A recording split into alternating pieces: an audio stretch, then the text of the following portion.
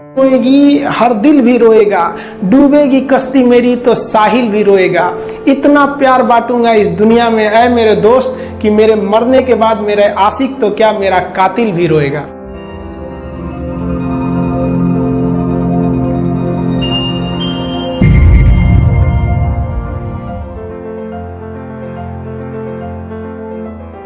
देखिए, खुशी कब मिलेगी आपको?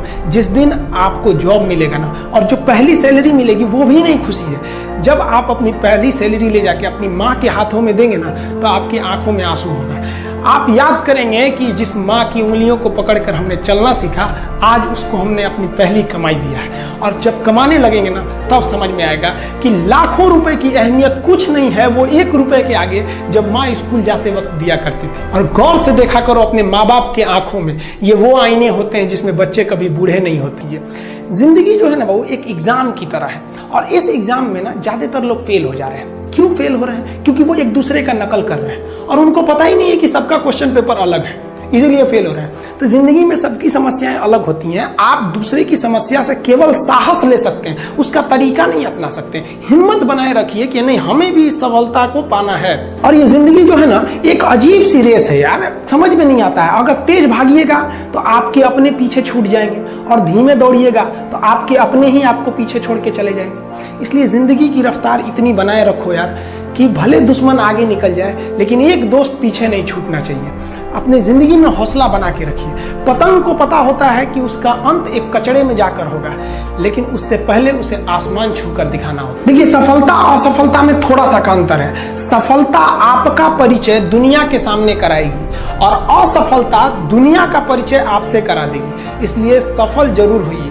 देखिए, 97% लोग जो है ना, वो थक के किसी काम को छोड़ देते हैं, और जिंदगी भर उन 3% लोगों के लिए काम करने लगते हैं जो कभी भी हार नहीं मानते। मेहनत बता देता है कि परिणाम कैसे मिलेगा, वरना परिणाम तो बताता ही है कि आपका मेहनत कैसा था। पहाड़ों को चीरते हुए जब नदी निकलती है ना, तो कभी नहीं पूछती है कि समुद्र अभी कितना दूर है। और नदी में गिरने से तो कभी किसी की मौत नहीं होती है। मरता तो वही है जिसे तैरना नहीं आता है।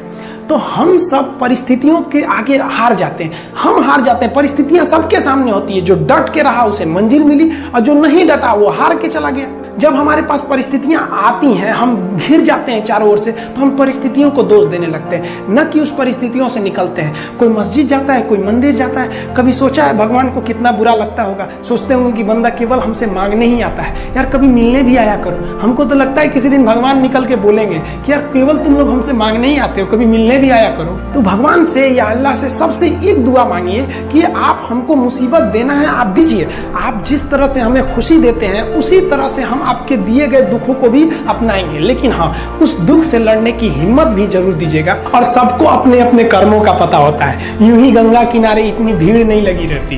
देखिए, जिंदगी में आपसे भी कुछ गलतियां होंगी, और गलती किससे होती है? जो काम करता है, मेहनत करने वालों से ही तो गलतियां होती है। निकम्मों की तो पूरी जिंदगी निकल जाती है दूसरों में कमी ढूंढते ढूंढते। और दुनिया में ना किसी भी समस्या है भाई, उसका सबसे अच्छा एक टोल फ्री नंबर है। दुनिया की कोई भी समस्या का सबसे टोल फ्री नंबर है दोस्त। एक बढ़िया दोस्त बनाओ भाई, 2-4 लोगों का, और उनसे ही आप पढ़ाई लिखाई हर तरह के डिस्कस करते रहो। दोस्त से बढ़िया टोल फ्री नंबर कोई नहीं है, हर चीज का इलाज है। और कुछ दोस्त जिंदगी में तो ऐसे बनाओ ना, जो आपकी प्रॉब्लम को वैसे ही समझ जाए जैसे डॉक्टर की लिखावट मेडिकल स्टोर वाला पढ़ लेता है। और एक बात और, ये जो अच्छी किताबें होती हैं और अच्छे दोस्त होते हैं ना, जल्दी समझ में नहीं आते हैं। लेकिन इसलिए दोस्ती बहुत अच्छे सोच समझ के कीजिएगा, क्योंकि कहा जाता है कि एक आम 10 आम को सड़ा सकता है, लेकिन 10 अच्छा आम एक सड़े हुए आम को कभी ठीक नहीं कर सकते। इसलिए अगर आपको कोई आपके सर्किल में, कोई आपके करियर में कोई बाधा आता है, तो तुरंत बाहर कीजिए, उनसे कोई इग्नोर मत कीजिए।